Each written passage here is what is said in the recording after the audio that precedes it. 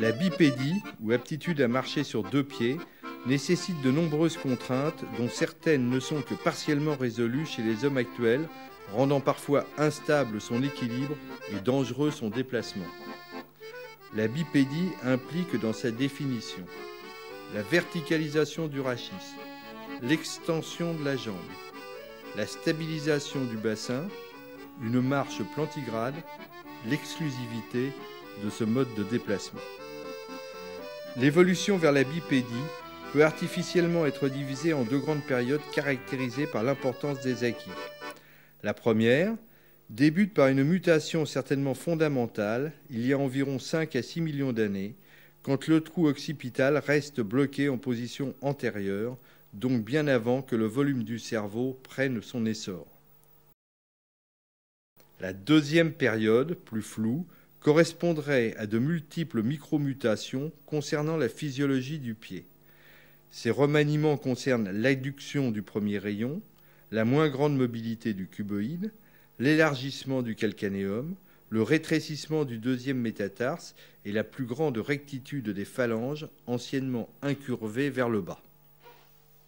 La période concernée par ces transformations se situerait avant Homo erectus, précédant ainsi les grandes migrations colonisatrices intervenues il y a environ 2,5 millions d'années.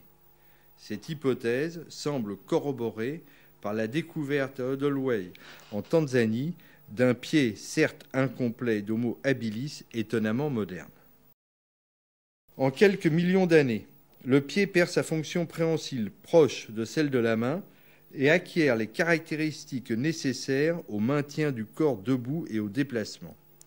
Il n'est pas certain que l'ensemble de ces modifications phénotypiques résulte de mutations directement en rapport avec la bipédie.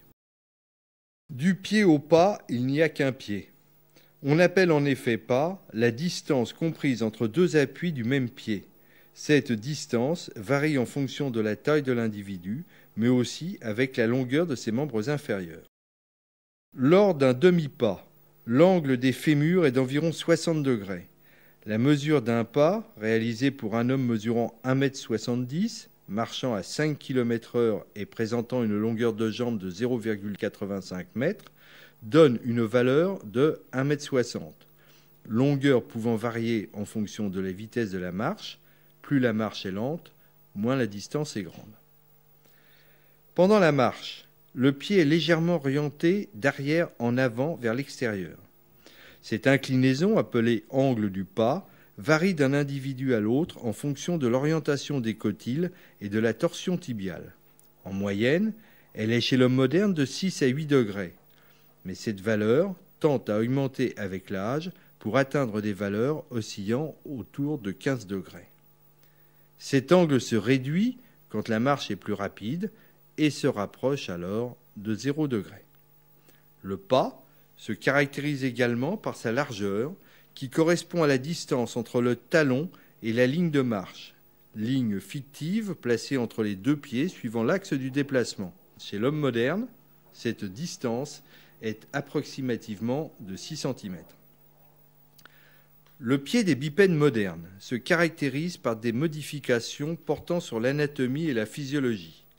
Lucie apparaissant dans cette mise en place comme un intermédiaire encore imparfaitement adapté à la bipédie, si tant est que nous soyons parfaitement bipèdes, ce qui est loin d'être le cas. Malheureusement, mis à part les traces découvertes à Laetoli par Marie Lequet et quelques éléments post-crâniens d'Australopithèque, les os du pied sont pratiquement inexistants sur les sites où ont été découverts les archanthropiens, on ne dispose que de très peu d'éléments objectifs. Un des premiers caractères en rapport avec la marche bipède plantigrade permanente est fonctionnel. Il concerne la modification ou la disparition des muscles moteurs du pied. Dans certains cas, la perte peut être effective. C'est le cas pour l'opposant du pouce, même si la chair carrée peut être considérée comme un réarrangement local de ce muscle. Dans d'autres cas, le muscle persiste, mais perd son caractère fonctionnel. C'est le cas pour l'opposant du 5, incapables d'opposer aujourd'hui quoi que ce soit. Ces transformations morphologiques agissent également sur le caractère fonctionnel de l'autopode. La stabilité de la cheville est renforcée par le développement de la proprioception, une voûte plantaire se dessine, les zones d'appui sont élargies, notamment au niveau du talon et des phalanges, la mobilité générale est réduite. Une des particularités du pied moderne résulte dans l'acquisition de la voûte plantaire, dépression s'étendant du calcanéum à la base des métatarses. Cette structure, plus ou moins effacée ou creusée, est maintenue par la chair carrée de Sylvius, l'aponévrose plantaire, équivalent de l'aponévrose palmaire, et le tendon du long péronnier latéral. La découverte par Marie Leakey en 1976 à Laetoli en Tanzanie de traces de pas fossilisés correspondant à 2 individus révolutionna le monde des chercheurs travaillant sur l'apparition de la bipédie. Il s'agit de 2 pistes parallèles laissées par des hominidés sur une longueur de 27 mètres dans une couche de cendres volcaniques dont l'estimation est comprise entre 3,4 et 3,8 millions d'années. La taille de ces empreintes montre que l'âge ou le sexe des 2 individus, s'il existait un dimorphisme sexuel important, sont différents, adultes et jeunes, ou mâles et femelles. Les empreintes les plus petites, intitulées G1, mesurent 17 à 20,5 cm de longueur, et les plus grandes, G2, de 30 à 30,5 cm, soit des tailles comparables à celles observées respectivement chez une femme chaussant du 34 et un homme du 44 ou 45. Les distances entre 2 talons enjambés sont respectivement de 46 et 47 cm pour G1 et G2, ce qui montre que les 2 individus marchaient côte à côte à la même vitesse. Le sujet à l'origine de la trace G1 devait proportionnellement réaliser de plus grands écarts de jambes pour se tenir à la même hauteur, à moins que galamment, ce soit le grand mâle qui ait attendu sa femelle en faisant des petits pas d'environ 98 cm. L'étude de la piste G2 indique très nettement que l'axe des pieds est presque parallèle à celui du déplacement, quelques degrés à 0, ce qui n'est pas le cas pour le sujet G1 qui, lui, présente au contraire des inclinaisons nettement plus marquées, variant de 20 à 30 degrés, identiques à celles de l'homme moderne. Ce phénomène implique une rotation du bassin jamais décrite en dehors de l'espèce humaine. Cette particularité conforte le fait que l'individu de la piste G2, du fait de sa plus grande taille, devait se déplacer en réalisant de moins grandes ouvertures de jambes, peut-être pour éviter de glisser sur le sol humide. Compte tenu de l'assurance avec laquelle l'individu de la piste G1 se déplace sur ce même sol, il est possible d'imaginer qu'il se tient au sujet G2. Cette dernière hypothèse expliquerait pourquoi les 2 pistes se suivent étroitement en respectant toujours le même écart, d'ailleurs si faible qu'il est impossible de manière expérimentale de réaliser des empreintes aussi proches sans se tenir très étroitement serrées. Une expérience récente, réalisée dans de la boue présentant des caractéristiques proches de celles de Laetoli, granulométrie, humidité, montre que le seul moyen de reproduire ce type de piste est soit de marcher l'un derrière l'autre, soit en s'enlaçant par la taille ou le cou. En se tenant par la main, l'espace se trouve être plus grand de 10 cm. L'hypothèse du sol glissant, retenue par les différents auteurs travaillant sur le sujet, n'est pas totalement compatible avec l'expérimentation. Le caractère glissant du sol est en effet le résultat de 2 phénomènes simultanés, un sous-sol relativement ferme et une couche superficielle très humide. Pour réaliser des empreintes du même type que celles laissées à Laetoli et présentant une profondeur identique, le sol doit présenter 2 caractéristiques physiques particulières. D'une part, une granulométrie très fine, ce qui était le cas avec les cendres volcaniques. D'autre part, une humidification profonde, caractère physique également constaté pour la piste des hominidés. L'expérimentation, réalisée dans ces conditions, montre que le caractère glissant n'existe plus et qu'il devient difficile d'extraire son pied du sol, effet tire-pavé. Il ressort de cette observation que la faible vitesse de marche n'est pas en rapport avec le caractère glissant du sol, mais vraisemblablement avec son extrême adhérence. Dans ces conditions, physique très particulière, les caractéristiques de la voûte plantaire se trouvent estompées par le phénomène d'adhésion entre les deux surfaces. Alors que le dessin de la voûte plantaire est très bien caractérisé sur un sol glissant où l'enfoncement est limité, il devient beaucoup moins net en sol boueux profond. La largeur des pieds de l'Aetoli est plus importante vers l'avant que vers le talon.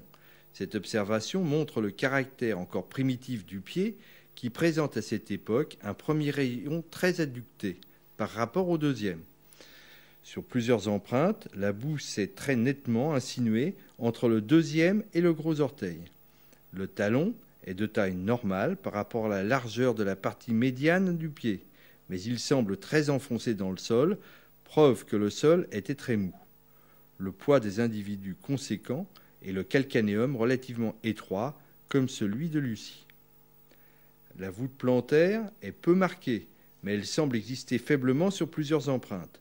À ce niveau, l'empreinte G2 est exactement du même type que celle obtenue chez certaines ethnies africaines actuelles. Cette particularité, appelée pied ethnique, est commune à une grande partie de l'Afrique noire, mais plus marquée encore au Mali, au Sénégal et dans les pays de la région équatoriale. Il est donc impossible, à partir de ces empreintes, de définir si les deux individus présentaient réellement un pied archaïque ou déjà un pied plat moderne de type ethnique ou encore ancestral. Une étude podoscopique réalisée en 2002 à propos de 1304 empreintes appartenant à diverses populations mondiales montre qu'il existe des différences significatives suivant les ethnies considérées. Les valeurs étudiées sont le MAI, qui correspond au rapport entre la pression exercée sur la zone de milieu du pied et la pression exercée sur l'ensemble du pied. Le rapport de longueur CD sur AB égal à la valeur de l'isthme CD divisé par la longueur du pied AB. Le rapport CD sur EF équivalent à la largeur de l'isthme divisé par la largeur maximale de la bande talonnière EF mesurée perpendiculairement au grand axe du pied. Le AI ou arche index, correspondant à la surface médiane du pied, soit la surface totale divisée par 3. Cette étude montre que la quasi-totalité des mesures effectuées sont significativement différentes de celles utilisées en référence pour le pied. Le pied africain est à la fois le plus large et celui qui présente un MAI et un AI les plus significatifs par rapport aux autres populations asiatiques, caucasiennes, africaines septentrionales. La grande similitude entre le pied antillais et le pied africain met en évidence la proportion peu élevée de métissage entre cette population et les émigrants caucasiens. Il n'existe pas de différence significative entre les paramètres mesurés chez les Africains du Nord et la population kabyle. Ces deux groupes présentent des caractéristiques intermédiaires entre les populations nordiques définies comme caucasiennes et les ethnies africaines. Elles montrent, sans ambiguïté possible, que le pied caucasien, utilisé comme la référence de normalité, ne correspond qu'à une frange extrêmement réduite de la population mondiale. Le postulat tendant à classer pied ethnique tout ce qui n'est pas conforme au canon des populations caucasiennes doit donc être définitivement abandonné au profit d'une conception plus large et plus diversifiée des normes, ou plutôt des moyennes, observées dans le monde. Cette étude remet totalement en question la conception pathologique du pied plat et du pied creux, dont les références strictement caucasiennes apparaissent aujourd'hui obsolètes. Deux hypothèses peuvent être avancées pour expliquer son apparition. La première considère qu'une voûte plantaire est acquise dès la période d'Homo erectus, et dans ce cas, les pieds dits ethniques sont le résultat de mutations secondaires et relativement récentes, faisant ainsi du pied dit ancestral un pied plus moderne que celui servant de référence. La seconde fait apparaître la voûte plantaire beaucoup plus tardivement chez des populations indo-européennes, alors que les pieds africains demeurent plus proches du pied ancestral. Quelle que soit l'hypothèse retenue, il est clair que la dynamique du déroulement du pied se réalise dans d'aussi bonnes conditions que le pied soit considéré comme ethnique ou non. Le très fameux pied plat, objet de réforme pendant des siècles, doit être considéré aujourd'hui comme une pathologie caucasienne inconnue de la majorité des populations mondiales.